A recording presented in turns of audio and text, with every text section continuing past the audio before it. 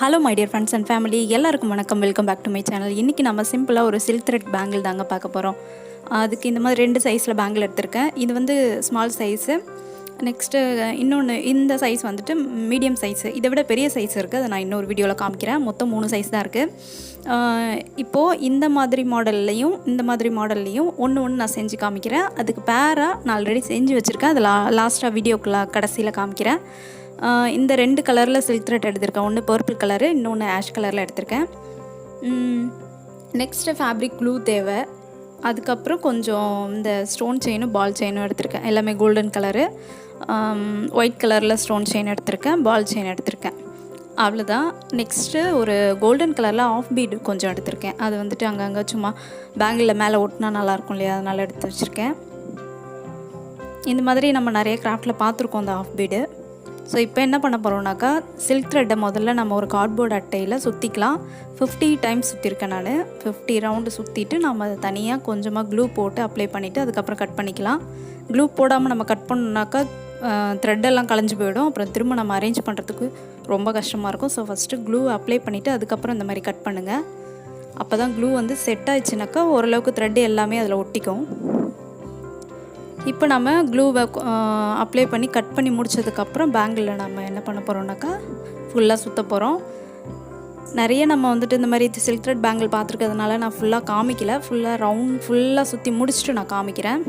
இந்த medium size பேங்கிளுக்கு purple கலரில் நான் த்ரெட்டு சுற்றிருக்கேன். அதே மாதிரி இந்த ஸ்மால் சைஸ் பேங்கிளுக்கு ஆஷ் கலர் த்ரெட்டு சுற்ற போகிறேன். இந்த த்ரெட்டுமே வந்துட்டு 50 டைம்ஸ் நான் சுற்றிட்டு தனியாக கட் பண்ணி எடுத்து வச்சுருந்தேன்.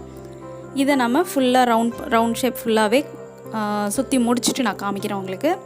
இந்த மாதிரி நான் 2 பேங்கிள் ரெடி பண்ணியிருக்கேன் ஆஷ் கலரில். இந்த 2 பேங்கிளுக்கும் ஒரு டிசைனில் நம்ம ரெடி பண்ணிக்கலாம். ஃபஸ்ட்டு ஒரு பேங்கிளுக்கு இந்த கோல்டன் ஹாஃப் பீட் தான் நம்ம ஒட்ட போகிறோம். ஃபேப்ரிக் க்ளூ எடுத்துக்கலாம். க்ளூ வந்துட்டு அப்ளை பண்ணுறது கொஞ்சம் நம்ம ஈக்குவல் டிஸ்டன்ஸில் இருக்கணுன்றதுக்காக நான் வந்துட்டு அந்தந்த கார்னரில் ஃபஸ்ட்டு ஒட்டிட்டு அதுக்கப்புறம் சென்டரில் 2 டாட் கொடுத்துக்கிறேன். அப்போ தான் பார்க்குறதுக்கு ஈக்குவலாக இருக்கும் நம்ம ஒட்டியிருக்கிறது.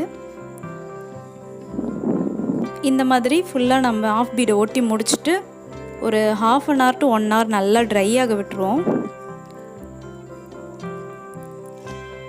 அவ்வளோதான், இது ட்ரை ஆகட்டும். நெக்ஸ்ட்டு இந்த பேங்கிளுக்கு என்ன பண்ண போகிறோம்னாக்கா, இதே பர்பிள் கலரில் நான் தனியாக 50 ரவுண்டு சுற்றி தனியாக எடுத்து வச்சுருக்கேன் த்ரெட்டு. இதுக்கு மேலே நம்ம சுற்ற போகிறோம். நல்லா இழுத்து நல்லா ஸ்ட்ராங்காக நம்ம சுற்றணும். அப்போ தான் த்ரெட்டெல்லாம் பிசுறு இல்லாமல் ஓரளவுக்கு சுற்ற முடியும். ஸோ இந்த மாதிரி நம்ம கொஞ்சம் அந்த ஆஷ் கலர் தெரிகிற மாதிரி விட்டு சுற்றிக்கலாம். ஃபுல் ரவுண்டு முடிச்சுட்டு நான் உங்களுக்கு காமிக்கிறேன். நம்ம இந்த சில்க் த்ரெட் பேங்கிலே நம்ம சுற்றுறதுல தாங்க இருக்குது. அதில் இழுத்து வச்சு நம்ம ஒட்டுறதுல தான் இருக்குது.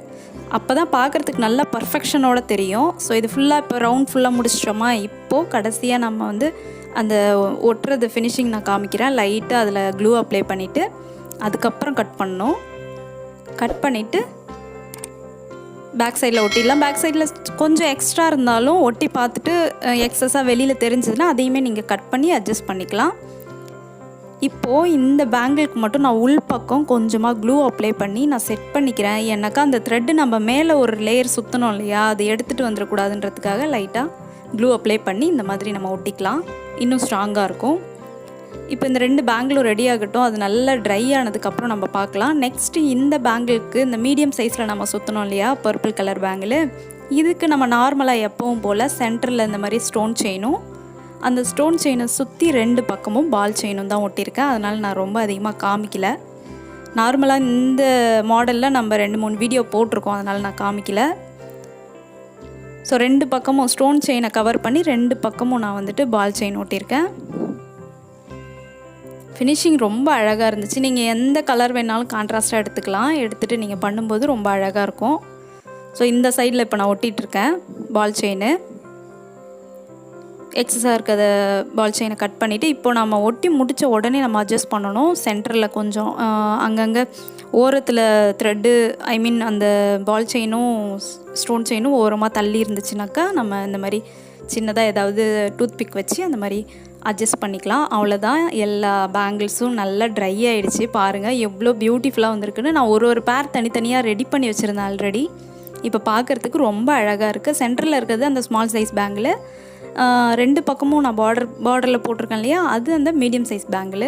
ரொம்ப அழகாக வந்துருந்துச்சு, பியூட்டிஃபுல்லாக இருக்குது. கண்டிப்பாக ட்ரை பண்ணி பாருங்கள். இந்த வீடியோ உங்களுக்கு பிடிச்சிருக்கும்னு நினைக்கிறேன். பிடிச்சிருந்ததுனா லைக் பண்ணுங்கள், ஷேர் பண்ணுங்கள், கமெண்ட் பண்ணுங்கள். அண்ட் மறக்காமல் நம்ம சேனலை சப்ஸ்கிரைப் பண்ணுங்கள். பக்கத்தில் இருக்க பெல் பட்டனை கிளிக் பண்ணுங்கள். Thank you. See you on next video. Bye.